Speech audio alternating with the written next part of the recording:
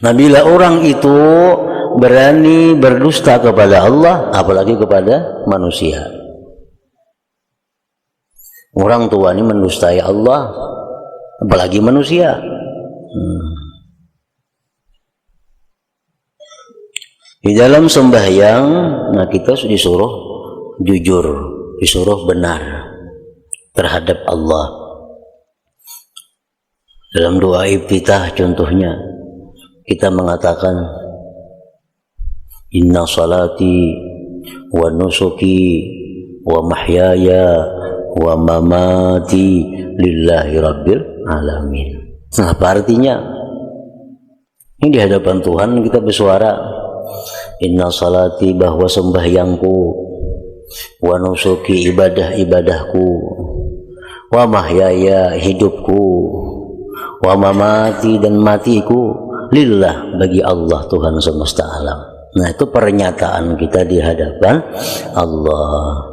Amun ternyata kita sembahyang kita kada karena Allah, ibadah kita kada karena Allah, hidup kita kada di jalan Allah, mati kita dalam keadaan yang tidak diridai Allah, berarti kita mendustai Allah ngarannya. Bismillahirrahmanirrahim. Alhamdulillahirabbil alamin. Wa bihi nasta'in ala umurid dunya waddin. Wassalatu wassalamu ala asyrafil anbiya wal mursalin Sayyidina Muhammadin wa ala alihi wa sahbihi ajma'in. Dan berkata Imam Makhul, seorang tabi'in yang masyhur rahimahullah, tidak ikhlas seseorang hamba selama 40 hari kecuali pasti tampak pancaran hikmah daripada hatinya dan lidahnya. Maksudnya adalah bahwasanya orang yang bisa ikhlas beribadah kepada Allah selama 40 hari berturut-turut, maka dia akan diberi Allah kelebihan berupa tampaknya hikmah dari hati dan perkataannya.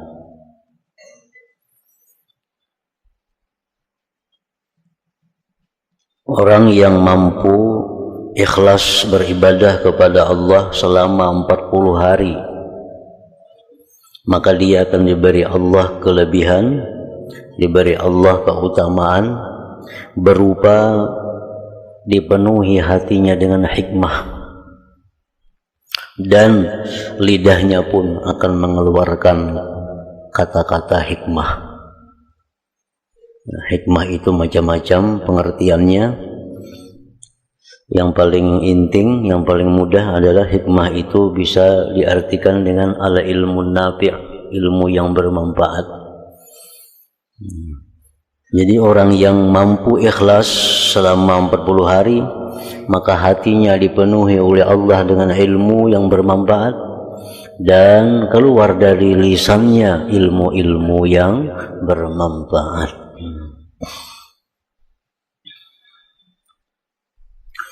Dan berkata Sahal At-Tustari rahimahullahu ta'ala pula, siapa yang zuhud hatinya selama 40 hari, mesti tampak baginya karamah. Barang siapa yang zuhud hatinya selama 40 hari, jadi artinya orang ini selama 40 hari hatinya itu tidak ada memikirkan dunia. Orang ini selama 40 hari hatinya kada ada memikirkan dunia. Arti dunia itu adalah sesuatu yang tidak bermanfaat sesudah dia mati. Itu artinya dunia.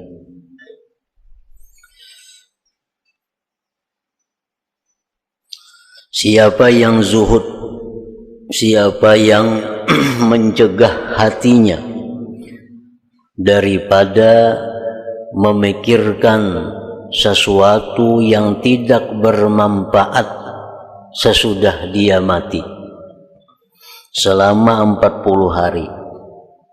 Artinya dalam 40 hari itu pikirannya itu kadada memikirkan nang kada bermanfaat sesudah dia mati. Jadi pikiran itu selalu yang menjadi kebaikannya sesudah mati. Selama 40 hari hanya demikian. Pemikirannya, isi hatinya itu adalah sesuatu yang memberikan dia keuntungan sesudah dia mati. Pasti tampak baginya karamah. Tampak baginya karamah.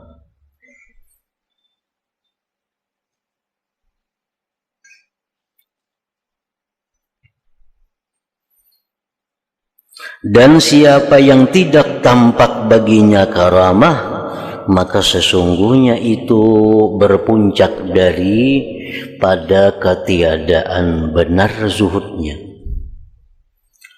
40 hari misalnya jalannya, aku zuhud 40 hari tapi kada ada karamat, itu menunjukkan bahwa zuhudnya itu belum benar. Artinya dalam 40 hari itu ada memikirkan hal-hal yang tidak berguna sesudah dia mati. Lalu ada orang yang bertanya kepadanya, Sahal Tustari tadi, bagaimana maksud tampak karamat itu? Orang tuh hatinya zuhud daripada dunia, zuhud daripada memikirkan sesuatu yang tidak bermanfaat sesudah mati. Maka dia diberi Allah karamat. Apa garang karamatnya itu? Maka beliau menjawab, ia mengambil sesuatu yang dikehendakinya, seperti apa yang dikehendakinya dan sekira-kira dikehendakinya. Artinya apa yang dia kehendaki, apa yang dia maksud, maka ia akan dapatkan sesuatu yang dikehendakinya itu. Nah, itu karamat yang diberikan Allah kepada orang yang zuhud tadi. 40 hari sudah kelihatan karamatnya.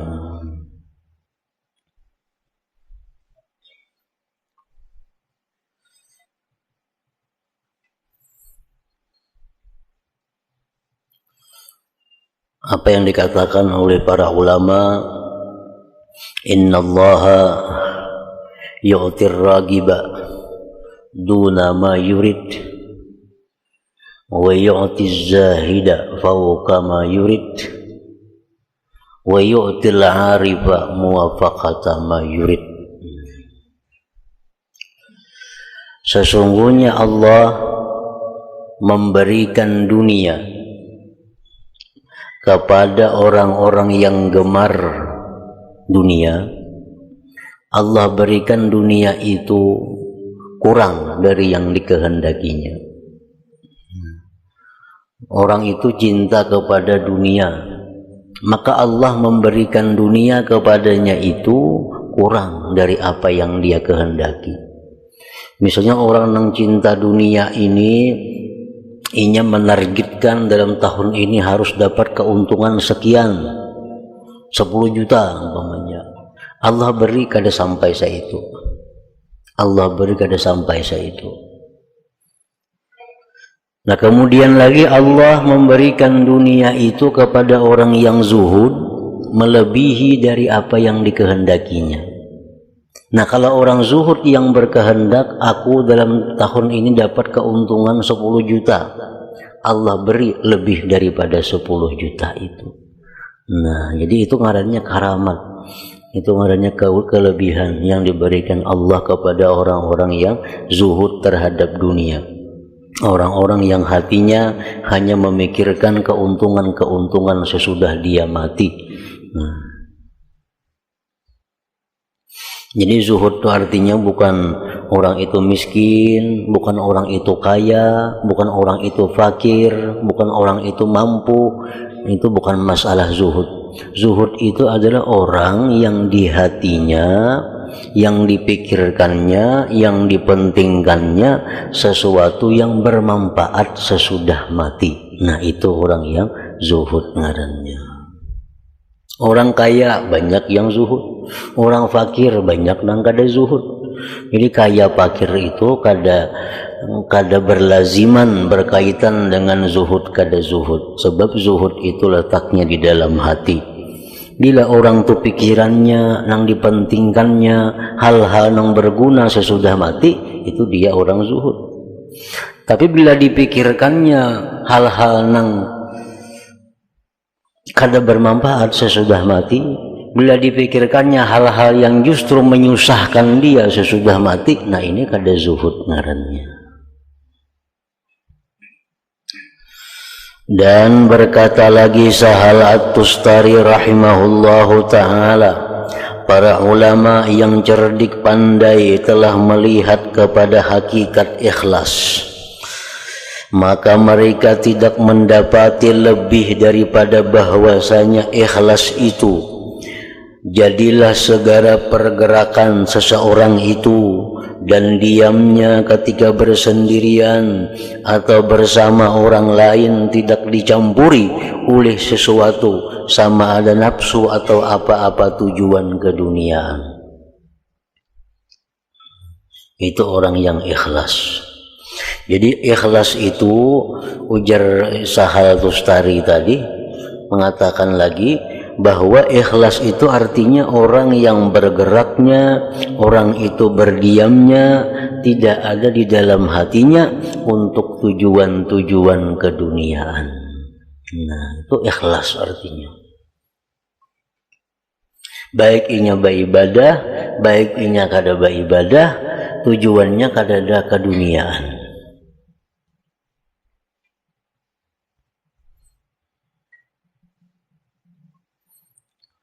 Jadi pengertian dunia itu banyak maksudnya. Nengaran dunia itu, duit bisa dikatakan dunia. Pokoknya sesuatu nang sebelum mati itu disebut dunia. Napa nang sebelum mati nih, itu disebut dunia. Sembahyang dunia, menuntut ilmu dunia, puasa dunia, naik haji dunia, mencari duit dunia, mencari pangkat dunia. Pokoknya yang sebelum mati itu disebut dunia. Nah, lalu kemudian si dunia ini ada yang dicela, ada yang tidak dicela.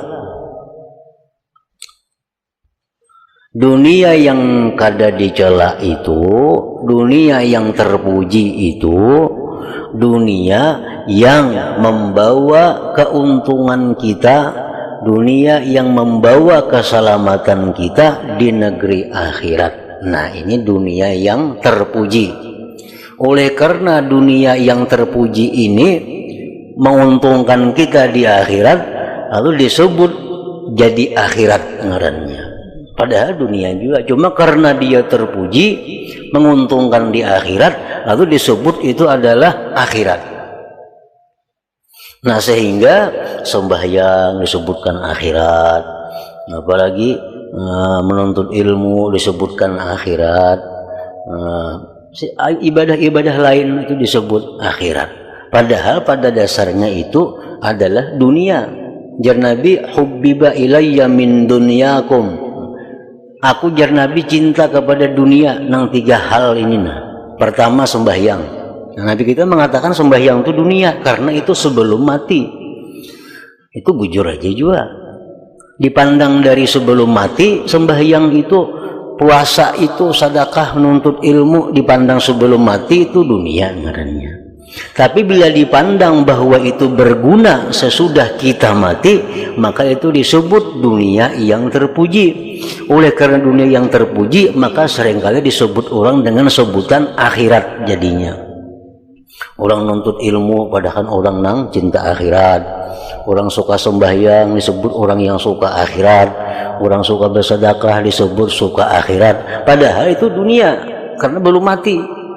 Nah, tapi karena tadi alasannya. Nah, ada dunia yang sebelum mati ini yang tercela. Yang tercela itu apa?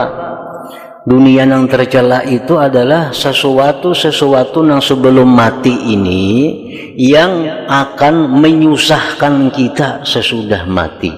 Nah, ini dunia yang tercela.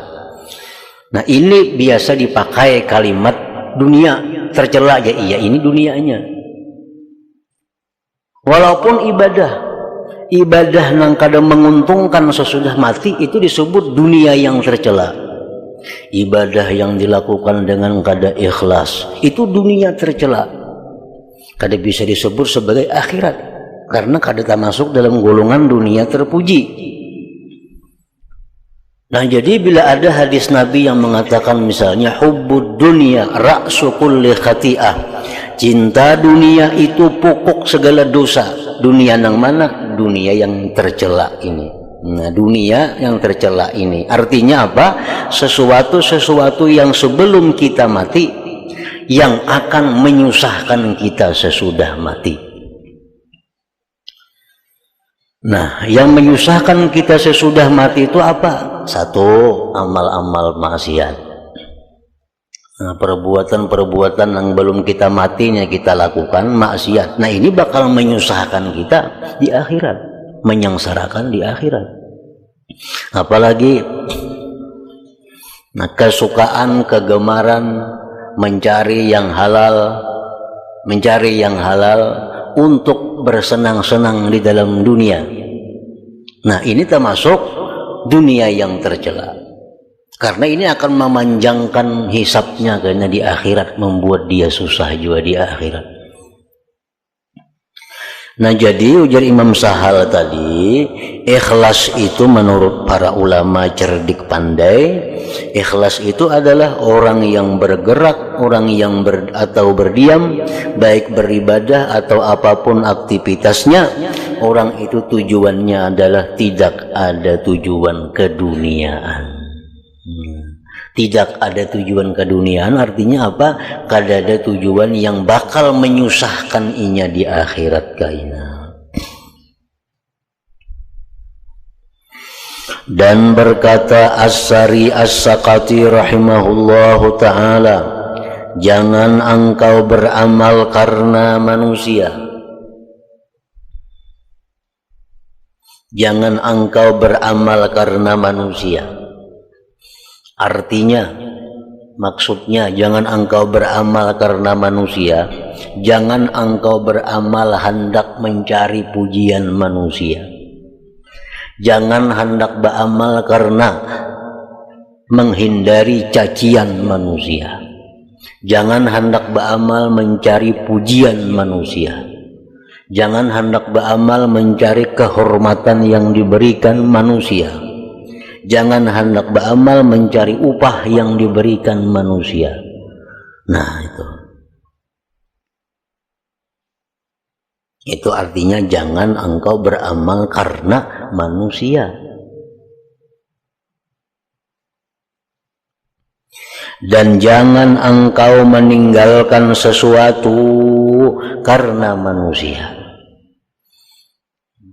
Jangan meninggalkan sesuatu perbuatan karena mengharapkan pujian manusia, karena mengharapkan upah dari manusia. Nah, jangan. Dan jangan engkau memberi sesuatu karena manusia.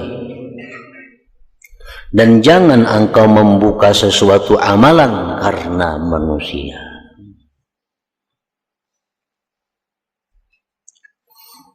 Nah, itu ikhlas menurut Imam As-Sari As-Saqati tadi.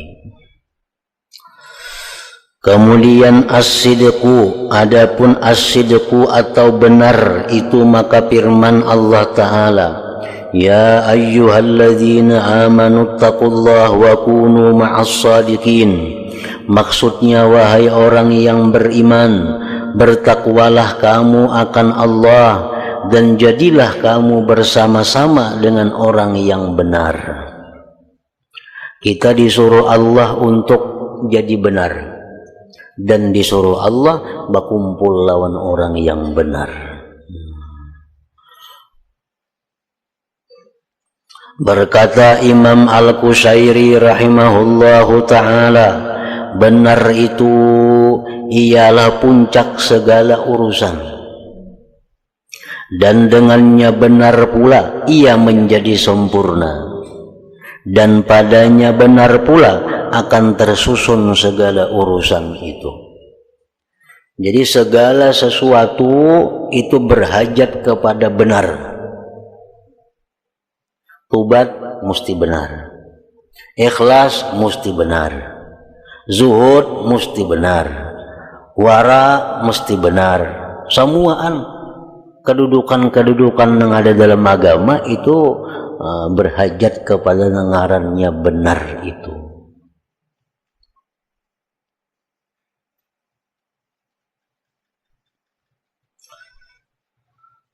Dan beliau berkata lagi, sekurang-kurang benar itu ialah sama hal yang rahasia dan yang tampak. Itu sekurang-kurang benar. Orang yang menampakkan suka tapi hatinya kada suka, itu kada benar ngarannya. Karena berlainan antara zahir dan batinnya. Orang yang menampakkan khusyuk tapi kada khusyuk, kada benar ngarannya, dusta ngarannya. Orang yang menampakkan,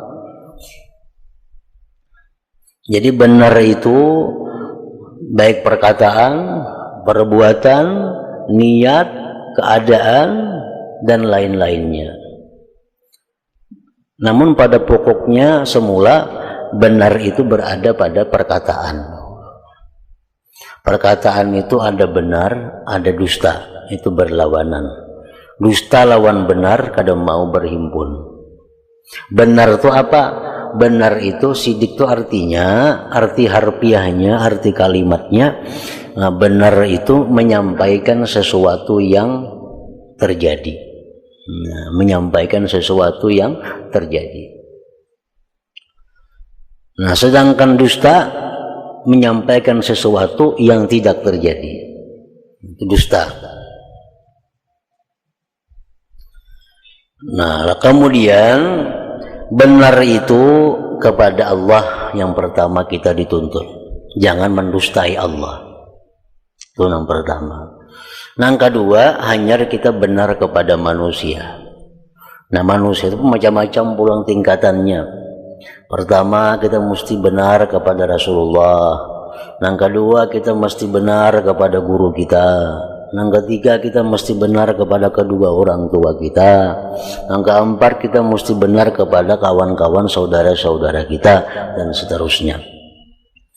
Nah, bila orang itu berani berdusta kepada Allah, apalagi kepada manusia. Orang tua ini mendustai Allah, apalagi manusia.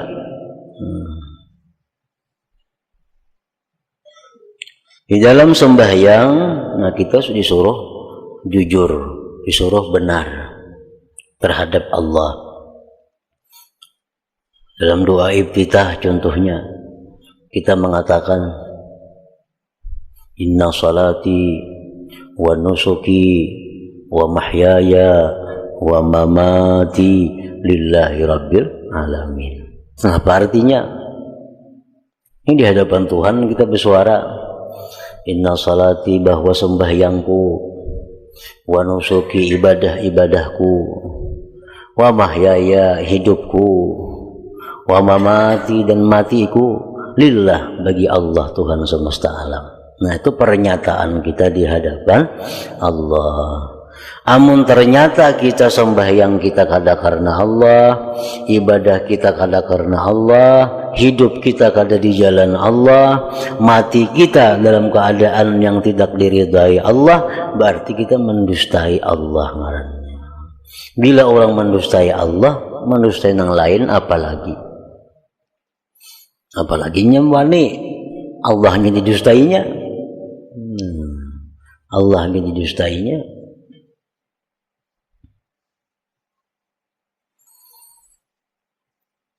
Dan berkata Sahal rahimahullahu ta'ala,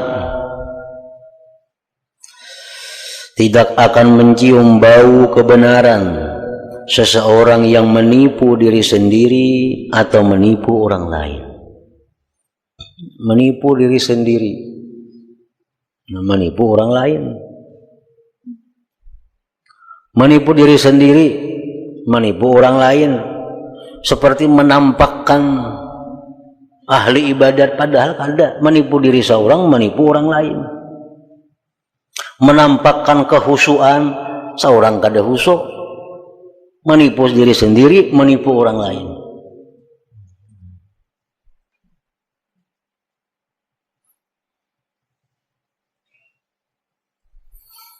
Dan berkata Zunnun rahimahullahu ta'ala, kebenaran itu pedang Allah, ia tidak diletakkan ke atas suatu kecuali dapat dipotongnya. Artinya orang yang benar itu orang yang pasti mengalahkan siapapun. Walaupun pada awal pertamanya mungkin dia berada dalam keadaan susah, tapi akhirnya orang yang benar itu pasti menang. Orang yang benar itu pasti berada di atas.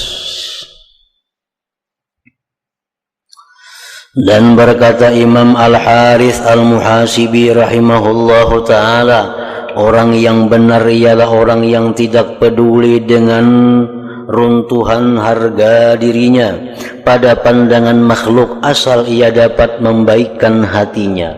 Itu pendapat Imam Haris Al-Muhasibi. Orang yang benar itu, yang bersifat sidik itu, orang yang kada peduli harga dirinya hancur asalkan dia benar. Nah, ini nang kada bujur, kadang-kadang seorangnya sudah nyata kada bujur atau dihina orang sarik, nah tuh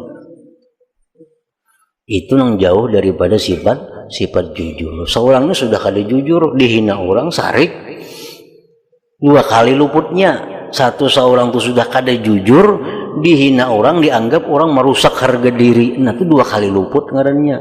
Kalau orang nang sifat jujur benar itu, dia kada jadi masalah harga dirinya runtuh, dia kada masalah citranya buruk di hadapan umat masyarakat, asal hatinya bagus, asal hatinya bagus. Gitu.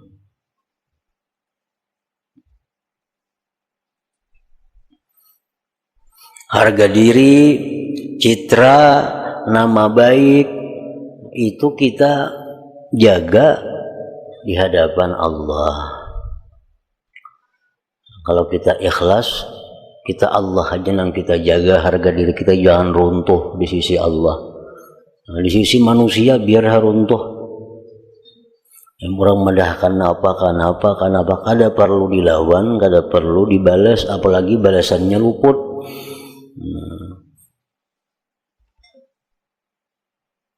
Orang yang perlu kepada Allah, ini kada peduli harga dirinya di sisi manusia. Tapi kalau orang perlu manusia, nah ini menjaga diri di hadapan manusia, jangan sampai rusak namanya. Karena ini bertuhan kepada manusia. Ini paling takutan harga dirinya hancur di hadapan manusia. Paling takutan. Kenapa? Karena usahanya di manusia. Orang kada lagi kena nukar lawan aku, karena aku ini dianggap orang kada bujur jualanku nih. Nah, takutan benarnya itu. Karena bergantung kepada manusia. Itu orang kada jujur sudah kada benar. Orang yang benar ialah orang yang tidak peduli dengan runtuhnya harga dirinya pada pandangan makhluk, asal ia dapat membaikkan hatinya.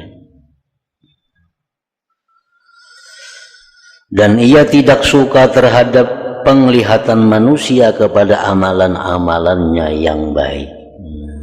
Ini kada ketujuh, artinya kada senang kalau orang-orang itu mengetahui kehebatan amalannya.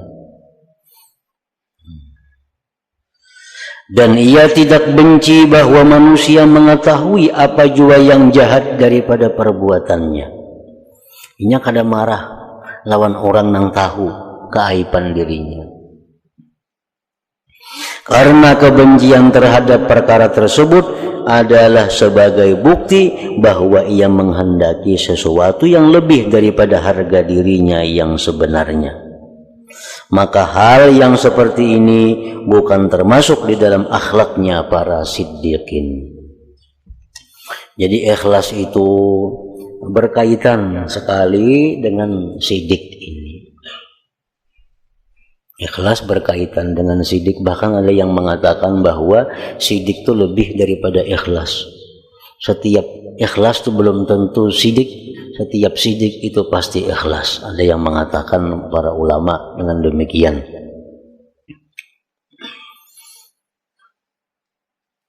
Orang beribadah umpamanya, orang beribadah dengan mengharapkan ganjaran surga dari Allah, itu ikhlas. Ikhlas tuh, tapi ini belum sampai kepada derajat sidik. Nah, belum sampai kepada derajat sidik. Kalau orang sidik macam apa? Ini beribadah itu adalah semata-mata menunaikan hak kehambaannya kepada Allah Subhanahu wa Ta'ala. Perkara dibalas Allah lawan surga, dibalas Tuhan lawan apa, itu kada ada urusannya. Inya sembahyang karena ini ujarnya adalah tugasku sebagai hamba mengabdi kepada yang menciptakan aku. Kada mengharapkan balasan apa-apa dari Allah. Nah, itu sudah sidik ngarannya. Ini lebih tinggi daripada ikhlas di sisi seperti itu. Kita beribadah supaya masuk surga, supaya jangan ke neraka, itu sudah ikhlas ngarannya. Sudah ikhlas. Tapi belum sidik lagi. Nah, sidik itu orang yang benar-benar menjadi hamba. Benar-benar menjadi hamba apa? Setiap dia berbuat, dia melakukan kewajibannya kepada yang menciptakannya. Dan dikatakan apabila engkau meminta daripada Allah akan sidik, maka Allah akan memberi akan dikau akan cermin yang dapat engkau melihat dengan segala sesuatu daripada keajaiban dunia dan akhirat. Bila kita minta kepada Allah supaya diberi sidik,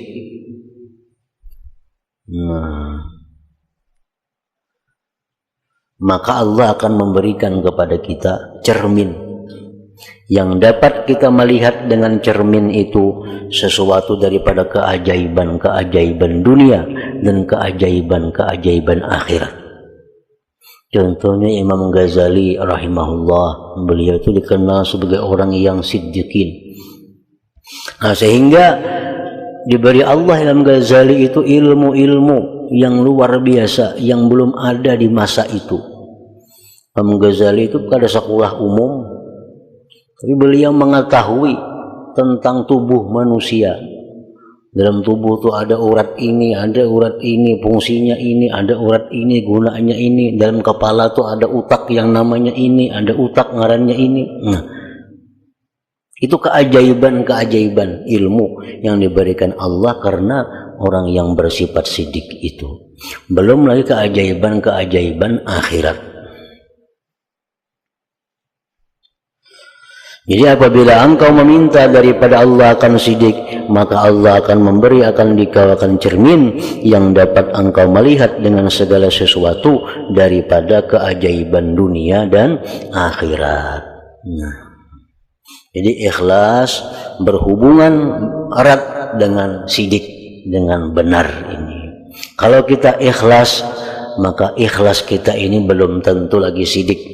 Nah, jadi ikhlas kita tingkatkan supaya menjadi ikhlasnya siddiqin, ikhlasnya orang yang benar-benar ikhlas, yaitu orang yang mengabdi kepada Allah tanpa mengharapkan apapun dari Allah Subhanahu wa Ta'ala selain daripada keridhaan Allah Subhanahu wa Ta'ala. Nah, itu sudah ikhlas siddiqin malahnya. Nanggat situ dan berkata Junaid al-Baghdadi rahimahullahu, orang yang benar artinya as-sadiq, selalu berubah keadaan sampai 40 kali sehari. Sedangkan orang yang riya adalah tetap atas satu keadaan yang tertentu selama 40 tahun. Orang yang sadik, dia berubah-ubah keadaannya,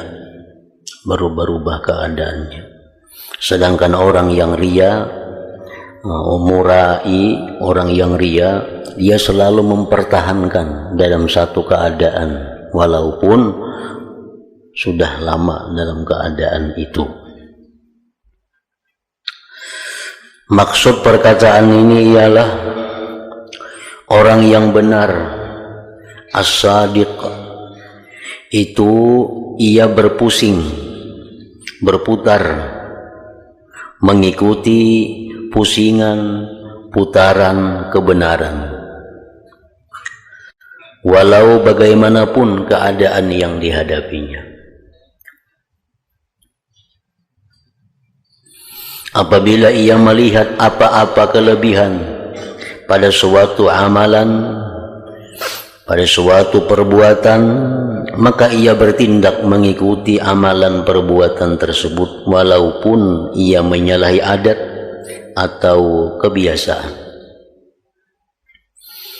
Dan apabila timbul di hadapannya suatu perkara yang lebih baik daripada apa yang sedang ia lakukan, sedangkan kedua perbuatan itu tidak dapat dilaksanakan sekaligus, maka ia bersegera mengerjakan perkara baru yang lebih baik itu, walaupun menyalahi kebiasaannya.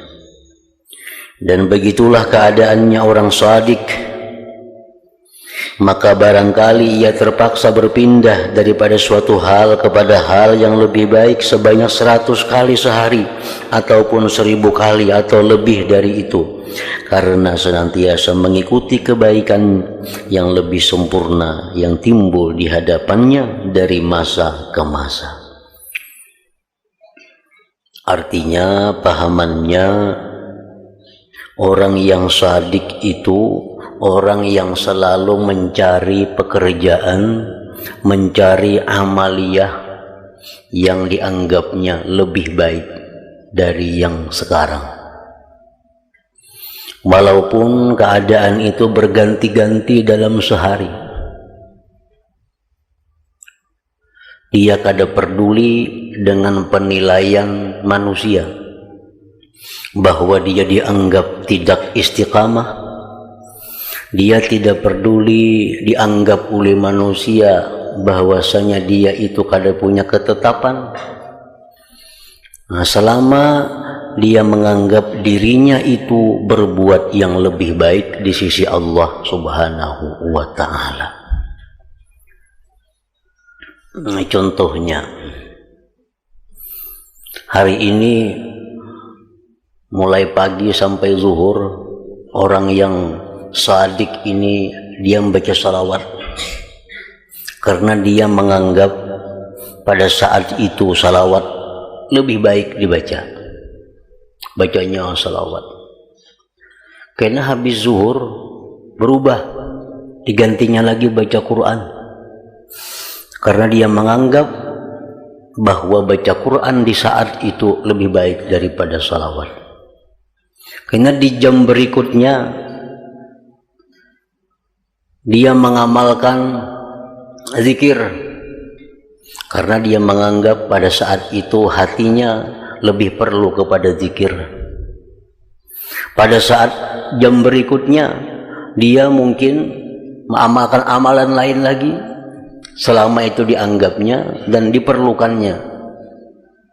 Nah, karena besok hari orang sadik ini lain lagi pulang amalannya. Nah, lain lagi amalannya. Nang semalam itu dari pagi sampai siang salawat, hari ini mungkin inya menuntut ilmu setengah harianan. Nah, karena habis zuhurnya mungkin guring, karena dia menganggap guring itu lebih baik baginya pada saat itu. Nah, jadi orang yang benar itu, orang yang shadik itu keadaannya selalu berubah-ubah. Selalu berubah-ubah. Selama perubahan itu dianggapnya lebih baik, selama perubahan itu dianggapnya lebih mendekatkan diri kepada Allah, selama perubahan itu dapat menenteramkan jiwanya, selama perubahan itu jauh daripada fitnah. Nah, itu orang yang shadik. Hari ininya kawin hari ini karena menganggap saat itu dia baik untuk kawin. Esok hari diceraikannya bininya, karena dia melihat bahwa pada saat itu cerai itu lebih baik daripada mempertahankan perkawinan itu. Esok harinya kawin pulang, karena menganggap ini lebih mendekatkan dirinya kepada Allah. Seminggu cerai pulang, karena dia melihat bahwa perkawinan ini membawa dia jauh dari Allah. Nah, itu orang as-shadik. Hari ini dia memakai pakaian yang bagus, yang indah, karena dianggapnya pada saat itu dia bagus memakai pakaian yang indah. Besok hari pakaiannya serba cumpang-camping. Besok harinya dia mengemis. Nah, itu orang as-shadik itu orang yang selalu berputar-putar dalam kebaikan-kebaikan dan selalu mencari yang lebih baik. Dan inya ini kada peduli dengan penilaian manusia, kada peduli inya. Mengapa itu semalam pina baik, hari ini pina usang, kada peduli itu. Semalam kawin, sehari diceraikan, kenapa? Kada peduli itu. Yang dicarinya adalah yang lebih baik, selalu yang lebih baik. Nah, itu orang yang as-shadik ngarannya. Ini walaupun dipadahkan orang sealamanan orang jahat, walaupun dipadahkan orang sealamanan bahwa dia itu orang yang fasik, walaupun dia dipadahkan orang sealamanan inya itu penipu, walaupun dipadahkan orang sealamanan dia itu adalah penjilat, apapun kada peduli, selama dia anggap bahwa dia makin dekat dengan Allah Subhanahu wa ta'ala. Nah, ini orang shadik ngarannya. 1000 orang madahkan inya fasik, kada ada urusannya. Sealamanan orang madahkannya hubbud dunia, cinta kepada dunia, kada ada urusannya. Selama dia anggap dirinya makin hari makin dekat kepada Allah, selama dia merasa hubungannya makin hari makin mesra dengan Allah Subhanahu wa ta'ala. Nah, itu orang nang shadik ngarannya. Kenapa dia orang as-shadik ini kadang menghiraukan penilaian manusia? Padahal orang napakah? Sambati orang napakah? Inya kada peduli. Kenapa? Inya kada berusaha dengan manusia. Nah, inya kada bergantung hidupnya dengan manusia. Jadi inya kada peduli dengan manusia. Manusia katuju kada jadi masalah. Manusia kada katuju kada jadi masalah. Yang penting inya baik dengan manusia. Nah, itu orang shadik.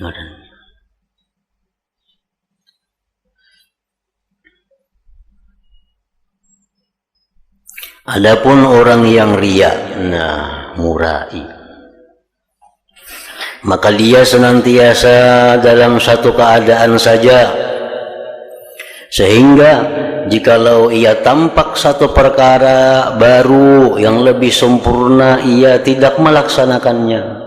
Bahkan ia akan tetap dalam keadaan yang lama, karena ia mengambil kira di dalam hal ini akan pandangan manusia. Nah, orang nang riya ini, orang nang riya ini paling takutan inya dipadahkan orang jahat.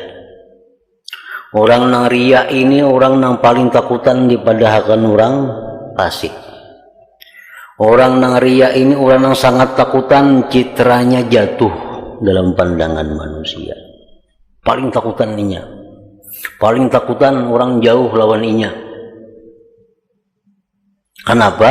Karena inya bergantung lawan manusia. Inya mengharapkan duit manusia, mengharapkan pujian manusia. Ini takutan orang jauh lawan inya karena orang kada lagi memarakinya, kada lagi yang membantu inya. Nah, ini orang riya ngarannya. Jadi nang kayak apa sakit di sandangnya aja. Karena takutan mun aku baalih kayaknya aku dipadahkan orang napa. Nah, selalu orang nilainya. Padahal sudah nyata ada yang lebih baik. Ini ada perbuatan yang lebih baik, tapi nya kada mau tetap bertahan di yang ada. Kenapa? Ngalihin aku orang. Kena ngalih aku lawan orang. Nya menganggap orang tuh selalu ada. Nah, ini orang nang riya ngarannya.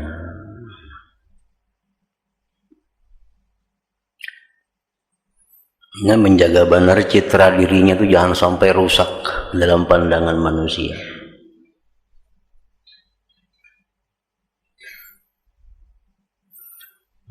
Menjaga benar dirinya rusak dalam citra dalam menjaga citranya rusak dalam pandangan manusia.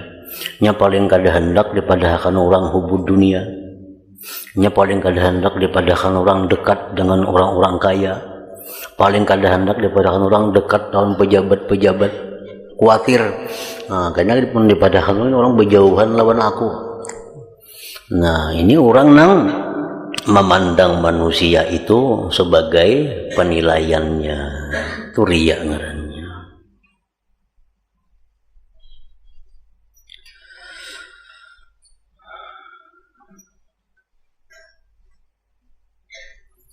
Ia bimbang jikalau bertukar keadaannya,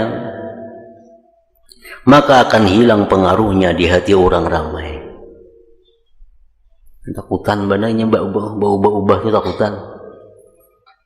Ubah itu takutan karena apa? Karena orang menganggapnya kada istiqamah. Karena orang menganggapnya apa-apa itu. Nah,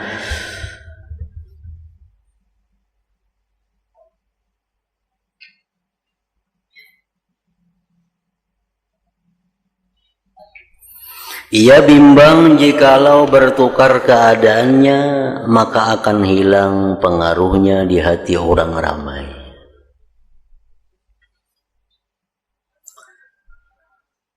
Maka oleh karena itu, ia senantiasa berada di dalam keadaan yang lama. Nah, seumuran itu tupang diungkutinya. Nambah alih, ada wani, karena aku jatuh di pandangannya. Ini betuhan itu pang, betuhan lawan manusia itu. Jadi paling takutannya bila manusia menghinakan inya, paling takutan bila manusia menjatuhkannya, paling takutan bila manusia menjauhinya, paling takutan bila manusia kadang membantu inya. Nah, ini penyakit manusia. Maka oleh karena itu ia senantiasa berada di dalam keadaan yang lama. Sedangkan orang yang benar, maka ia hanya berharap dengan ibadahnya itu akan keridhaan Allah Ta'ala.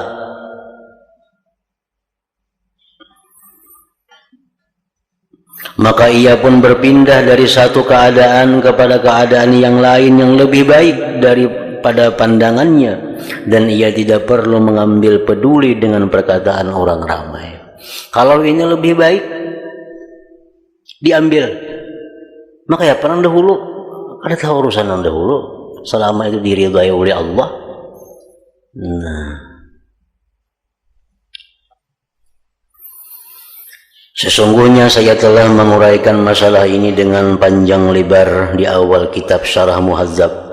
Dan saya sebutkan di sana dalil-dalilnya, dan saya terangkan pula dengan contoh-contohnya, dan di sini hanya saya sebutkan ringkasannya saja.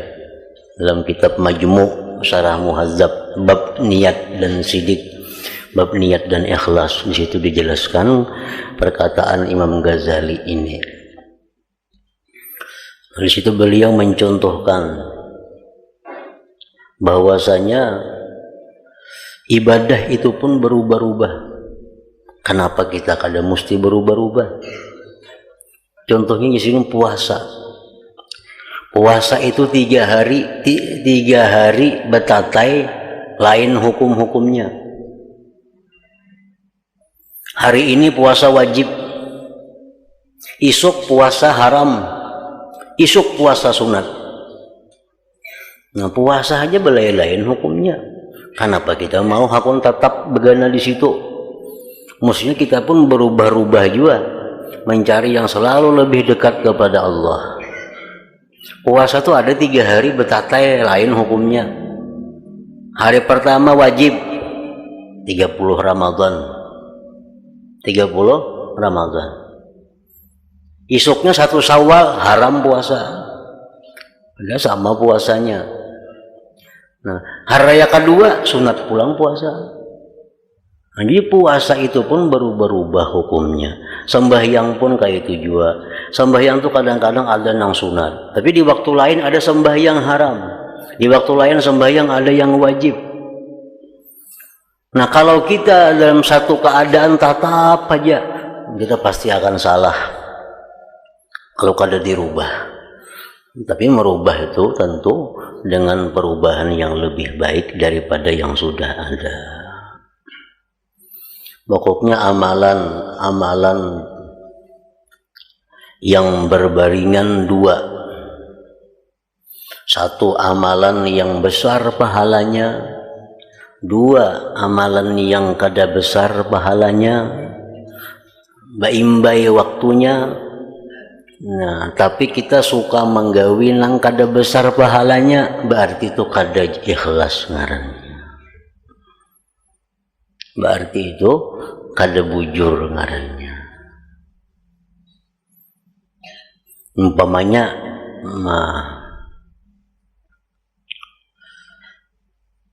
puasa sunat,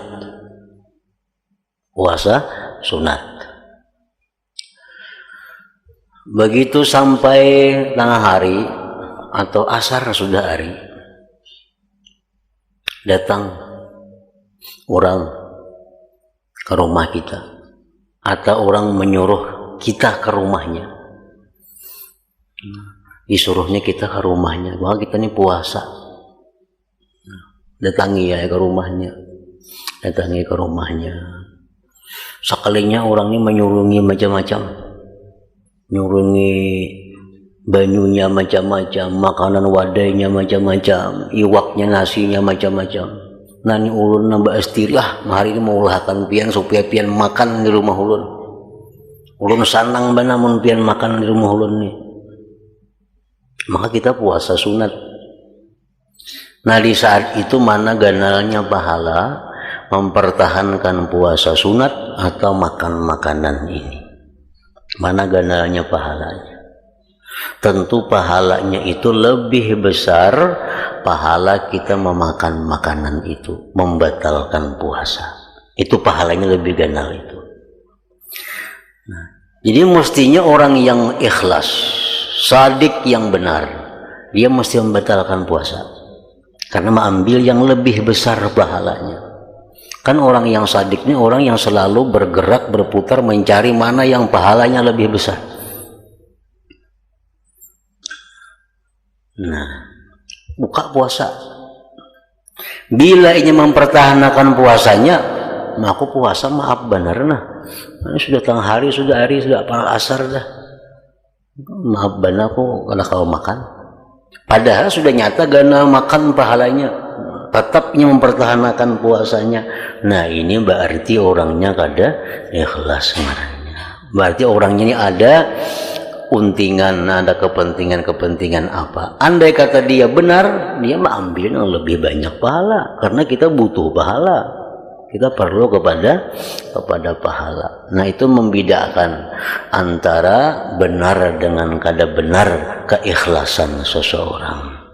Karena ikhlas itu perlu kepada sidik, ikhlas itu perlu kepada benar.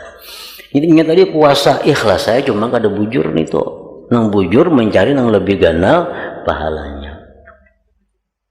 Misalnya lagi, ini kita ini sudah beberapa puluh kali naik haji, beberapa puluh kali sudah naik haji, hendak pulang naik haji. Maksudnya rancak bana sudah naik haji, duitnya ada, hendak bana pulang naik haji. Padahal ada orang yang lebih berhak, yang lebih baik kita beriakan duit ke situ. Inya suruh naik haji, kada usah lagi kita sudah rancak naik haji. Nah pahalanya mana ganalnya? Ganal menyuruh nang balum itu. Pertama inya sunat, kita ini sunat sudah beberapa kali haji, sunat aja lagi. Sedangkan inya tuh kada pernah haji, amun kita beri duit sebanyak itu inya jadi wajib naik haji. Pahalanya pahala wajib, pahala sunat mana ganalnya? Ganal pahala wajib. Nah jadi mestinya kalau kita jujur, kalau kita hendak nang benar, kada usaha lagi naik haji, sudah rancak itu unjuk haditnya lawan nang ini nah. Yang orangnya orang salih, orangnya orang takwa, orang nang rindu lawan Baitullah, orang nang rindu lawan Rasulullah, cuma kada berduit sidin nih. Nah unjuk sidin duitnya. Nah yang naik haji nah tahun duitnya. Ganal itu pahalanya daripada kita naik haji seorang. Tapi kada mau, kata hendak naik haji seorang, berarti kada bujur itu, ada bujur. Ya kayaknya inya bujur, inya pasti mencari pahala mana nanggana. Nah, kita kadang alih, kadang mengetahui diri kita tuh, kadang alih, kadang mengetahui diri kita, karena ada sudah rumusnya, karena sudah ada diteksinya, sudah ada. Umrah kah sama haji juga. Aku sudah berpuluh-puluh kali umrah, tapi ada tuh orang nang salih, orang nang takwa kepada Allah, sidin tuh rindu lawan Baitullah cuma kada berduit. Sidin tuh rindu lawan Rasulullah cuma kada berduit. Nah sidin ini ditulakan umrah, sidin menangis di hadapan Baitullah, sidin menangis di hadapan kubur Rasulullah. Kita kada tentu lagi sudah rancak. Orangnya salih, orangnya ahli ibadah, ahli nuntut ilmu, cuma kada berduit hendak umrah sidin nina. Kita sudah rancak tahun 2-3 kali sudah. Nah mana ganalnya pahala umrah seorang itu? Ganal mau unjuk duit lawan sidin tadi, ganal mau unjuk duitnya itu. Di mana ganalnya? Mengetahui ganalnya itu, pertama kita menyenangkan hati sidin. Satu, menyenangkan hati orang yang salih itu menyenangkan Rasulullah, menyenangkan Rasulullah, menyenangkan Allah Ta'ala. Mungkin kita naik, kita berumrah seorang, tentu Rasulullah senang. Bilang ini haji Nabi yang datang terus ke sini, ada lagi kan yang lain. Tentu sin ketujuan kita datang ke situ jihi-jihi kada karuan. Amun tentu Nabi ketujuh, amun ini orang saleh pasti ketujuh Nabi. Orang yang sekian ribu bagi salawat dah tiap hari di kampung, seorang berapa bagi salawat. Nah duitnya ini unjuk dah ke situ. Kita unjuk duit ke situ sagan sidin umrah. Ini membedakan mana gananya pahala umrah seorang lawan umrahkan orang yang takwa nih. Membedakan pahalanya. Satu, kita unjuk duit sidin senang, sidin gembira. Maka bila orang takwanya gembira, Rasulullah nang dalam alam sana pun gembira. Bila Rasulullah gembira, malaikat-malaikat pun ikut gembira. Akhirnya Allah Ta'ala pun ikut gembira. Nah sebutin dulu, amun kita tulak seorang kada tentu samuan itu gembira, kada tentu. Satu di situ menangnya. Nah nang kedua lagi, si orang nang salih ini inya sampai ke Makkah,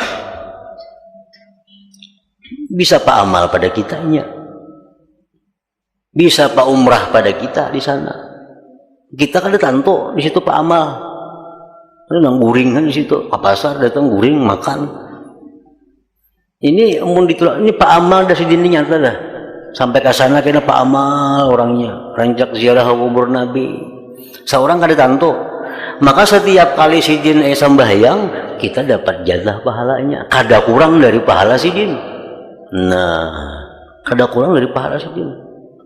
Sidin dapat pahala 10.000, kita kada kurang pada itu karena kita sebabnya. Nah, jadi kesimpulannya lebih ganal pahalanya mengumrahkan orang ini kalau kita sudah umrah, kalau kita sudah umrah. Tapi kada mau udah hendak bapak munjuk duit daun sidin jangan seorang umrah, berarti kada bujur umrahnya ini, kada bujur. Nyakanya bujur kan mencari nang ganal pahala, nyakanya nang bujur tuh mencari pahala nang ganal. Ini kada hendak seorang aja tetap. Nah itu berarti menunjukkan kada bujur gawian seorang ini karena hakun melawan pahala nang halus, padahal dalam kesempatan itu ada pahala yang lebih kenal daripada itu. Kenapa kada hakun? Berarti kada bujur. Sedangkan orang nang bujur itu orang yang selalu mencari pahala besar, berputar-putar di dalam sehari walaupun 40 kali berpindah-pindah gerakannya, berpindah-pindah keadaannya.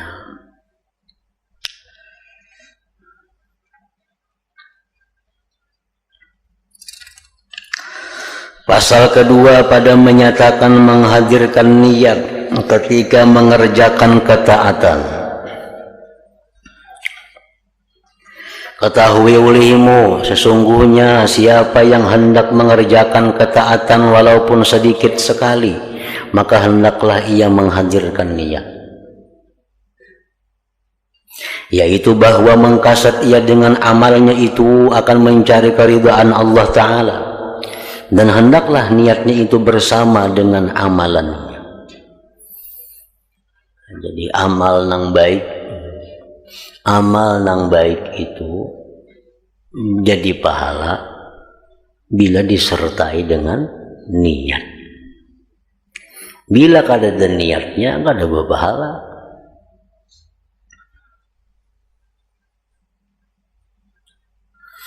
Ada seorang aulia Allah dalam manakib berkebun. Datang ada orang kaya singgah lawan si wali tadi. Nah bahabar aja si wali tadi. Nah ulun cari pian tadi ke rumah di kabun, jalan di tangga kabun. Napa gara? Ulunnya nak membawa pian umrah, kita hari ini berangkat. Maka lah kau lagi situ. Kenapa gak kabun ini ha? Emang lagi tinggalakan? Kalau kawa, kenapa kada kawa? Aku kada ada niat lagi. Nah, aku kada ada niat umrah lagi. Ya kita tuh megagas bulik tuh. Jangan kan yang umrah ke Banjar saja mancap, lagi ubay umrah. Nah, kalau berpikir, nah apa yang didapat di situ? Nah, niatakan, niat. Kada mau tuh lah, kada ada niat lagi, kada ada niat. Kalau kan niat diulah saat itu, kada kawa diulah-ulah niat saat itu. Itu niatakannya lah, kada kawa niat itu berdahulu ada sudah program-programnya. Kada kawa niat itu kada masuk di bawah ikhtiar. Nah, niat itu kada masuk di bawah ikhtiar seorang hamba. Lain kita sudah ada program. Nah, ini insya Allah kena bulan ini anak umrah nah. Atau bulan ini kena hendak ke dengan tujuan ini. Nah itu sudah ada niat. Kalau kena pas bulan itu ada orang bawai, nah kada jadi masalah karena sudah berpasang berdahulu niatnya. Nah, dia pasang dahulu niat, wah ini pasang badang bayi umrah, aku umrah. Nah jadi kena orang bawai ada niat berdahulu sudah, ada salahnya. Setiap perbuatan yang baik bila kada diniati, niatnya apa? Niat keridhaan Allah yang dicari. Maka hendaklah ia menghadirkan niat, yaitu bahwa mengkasat ia dengan amalan itu akan mencari keridhaan Allah Ta'ala. Dan hendaklah niatnya itu bersama dengan amalannya. Mencari keridhaan Allah itu banyak macam-macamnya. mencari kesukaan Allah. Jadi mencari keridhaan Allah itu bukan hanya berzikir, bukan hanya berpakaian serba buruk, bukan hanya makan serba sedikit. Itu kada sebatas itu. Mencari keridhaan itu luas. Jadi jangan dipadahkan orang nang kaya raya itu orang kada mencari keridhaan Tuhan, kada tentu. Mungkin kita kada mengaji dahulu. Nah, itu semua keridhaan Tuhan itu banyak. Antara lain misalnya innallah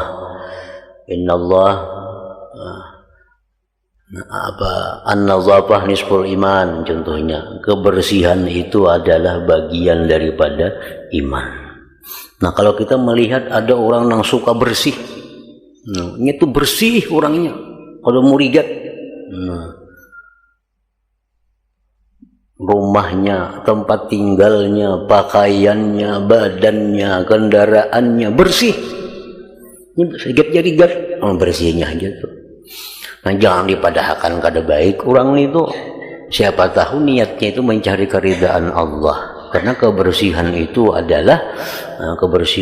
adalah bagian daripada keimanan. Ada orang yang suka dengan keindahan. Orang yang suka dengan keelokan.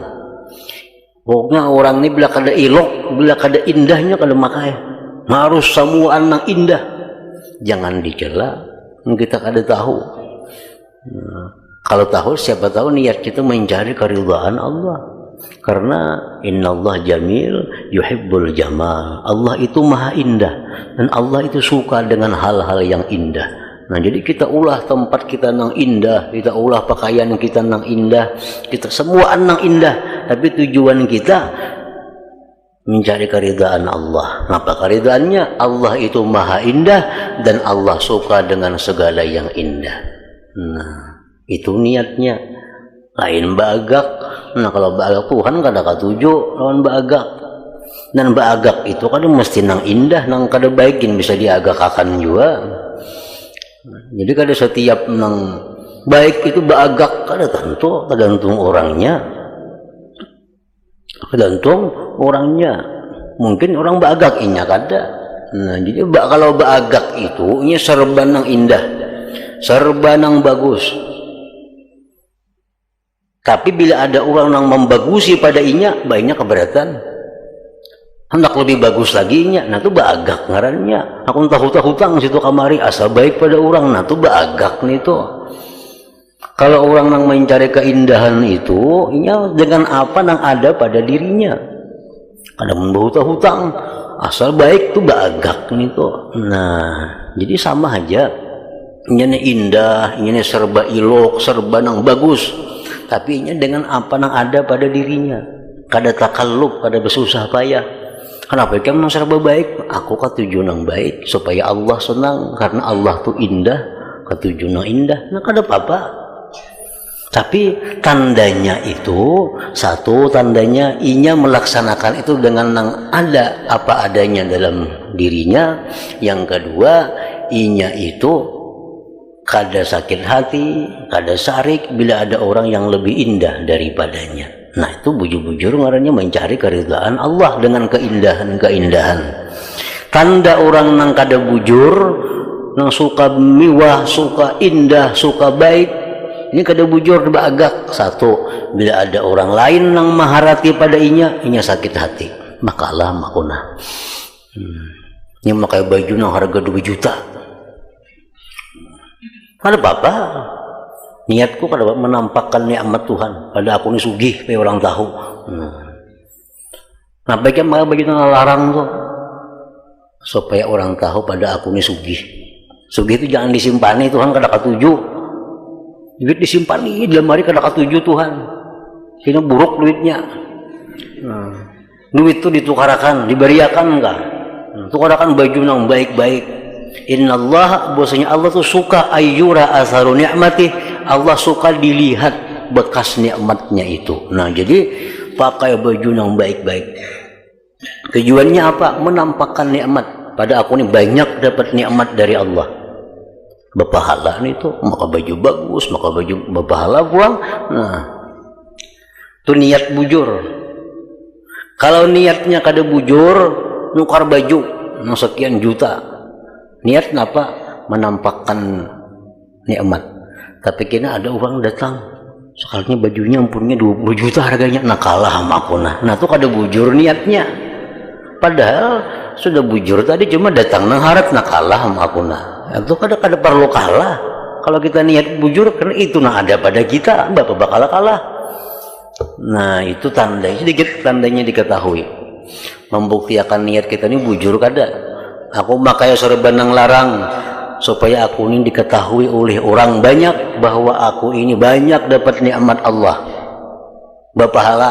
Nah bisa kisah, cuma bujur kada nih tuh nang niat kita nih. Nah kena buktiakan.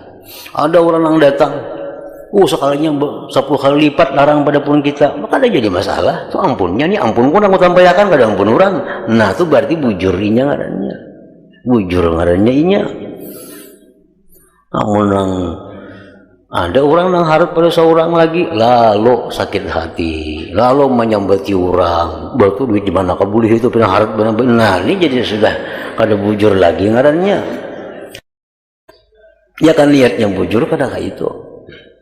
Nah jadi perbuatan-perbuatan itu diniatkan dengan mencari keridhaan Allah Subhanahu wa Ta'ala. Bila demikian halnya, maka kita akan diridai oleh Allah Subhanahu wa Ta'ala.